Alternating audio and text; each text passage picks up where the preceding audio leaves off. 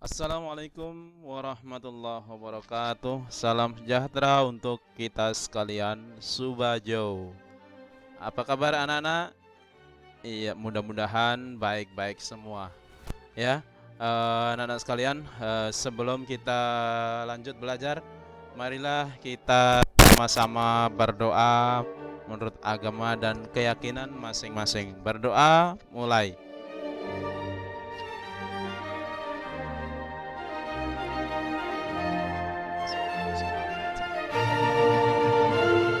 Amin. Ya, hari ini kita akan mulai pembelajaran bab 1 di pertemuan yang kedua, yaitu masih dengan memahami kedudukan dan fungsi Pancasila. Ya. Sebelum itu, marilah kita sama-sama saksikan video berikut ini. 7 cara pencegahan virus COVID-19.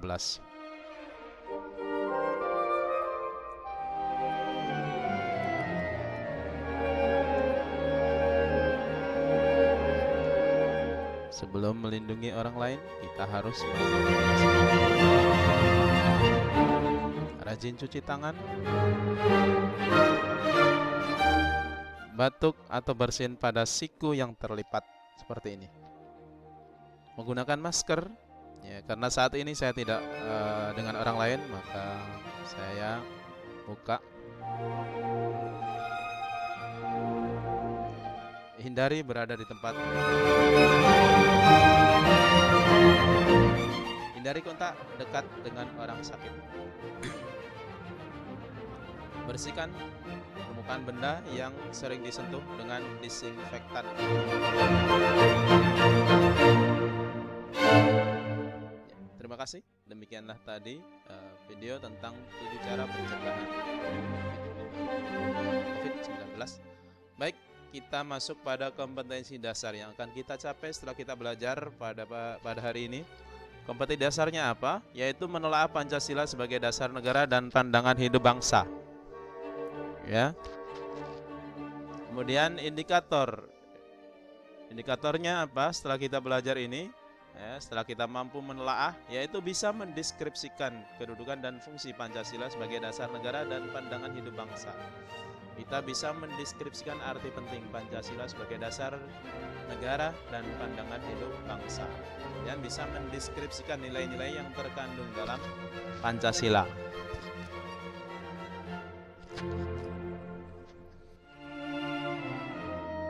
Tujuan pembelajaran yang akan kita capai, ya, apa tujuannya? Yaitu bisa mendeskripsikan kedudukan dan fungsi Pancasila sebagai dasar negara dan pandangan hidup bangsa.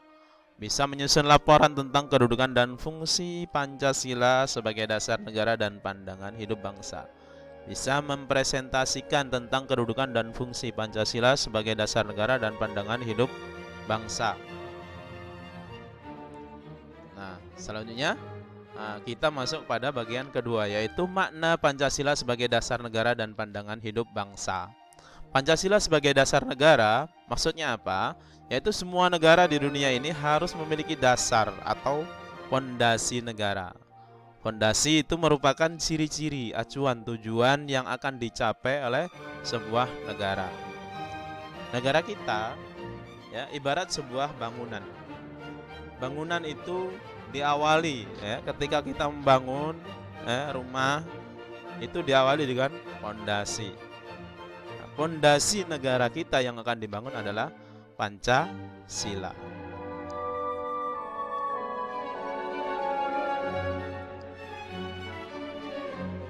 Ya, negara yang akan dibangun itu ada dasarnya. Dasar negara kita adalah Pancasila. Ya, pada tanggal 1 Juni 1945, Insinyur Soekarno menyampaikan pernyataan dan pemikiran tentang dasar negara.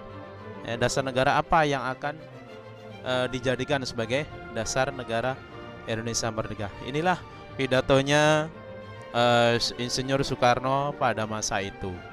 Anak-anak bisa membaca pelan-pelan. Saya bisa mengerti apakah yang Tuan Paduka Ketua kehendaki. Paduka Tuan Ketua, maksudnya Ketua BPUPKI, ya. Di kelas 7 kemarin kalian sudah bisa mempelajari. Ya. Paduka Tuan Ketua minta dasar. Yang dimaksud adalah dasar negara. Minta filosofi ground like, ya, dasar negara. Atau jika kita boleh menggunakan perkataan yang muluk-muluk, Paduka Ketua minta Weltanschland. Nah, ini bahasa Belanda. Atas nama mendirikan negara Indonesia itu. Jadi Insinyur Soekarno menyampaikan kalau negara kita akan dijadikan harus memiliki dasar. Ya, ini. Dasar apa? Pancasila. Pertanyaan dan pemikiran para pendiri negara, apakah dasar negara Indonesia Merdeka berhasil dijawab ya pada sidang BPUPKI dan PPKI dengan merumuskan dan menetapkan Pancasila sebagai dasar negara Indonesia.